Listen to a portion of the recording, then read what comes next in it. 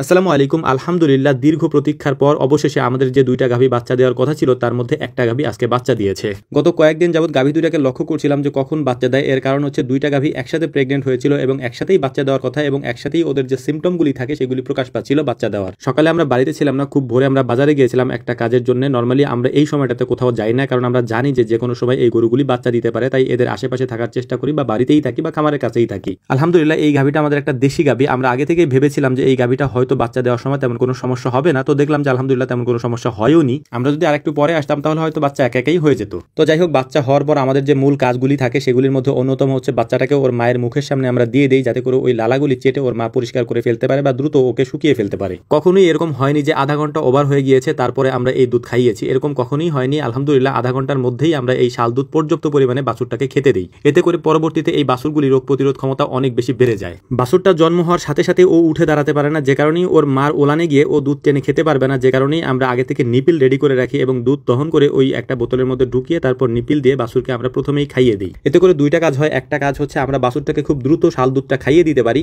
আর দ্বিতীয় কাজ যেটা হয় সেটা হচ্ছে যে গরুর ওলানটা খুব হালকা হয়ে যায় দুধটা টেনে ফেলার পর। এই কারণেই মূলত আমরা এই কাজটা করে থাকি। এই কাজগুলি করার পর দ্রুত আমরা গাভীটাকে বের করে নিয়ে আসি, অর্থাৎ আমাদের যে উঠানটা আছে, মানে খামারের মাঝখানে যে ফাঁকা জায়গাটা আছে, মাটির জায়গা বা বালু দেওয়া নিচে, এইখানে আমরা নিয়ে আসি। এইটার একটা কারণ আছে, গাভী যখন খামারের ভেতরে বাচ্চা দেয় তখন ওখানে বাছুর তেমন একটা দাঁড়াতে পারে না, কারণ জায়গাটা অনেক পিচ্ছিল থাকে, যে কারণে বাছুরটা দাঁড়াতে পারে না। ও দাঁড়াতে অনেক কষ্ট হয়, দাঁড়াতে গেলে বারবার পড়ে যায়, যেহেতু ফ্লোরের উপর ওইভাবে পড়ে গেলে আঘাত লাগতে পারে। এই কারণে মূলত আমরা এটাকে বাইরে নিয়ে আসি, বালুর উপরে ছেড়ে দিই, যাতে করে সুন্দর করে ওরা দৌড়াতে পারে, হাঁটতে পারে এবং দাঁড়াতে শিখতে পারে।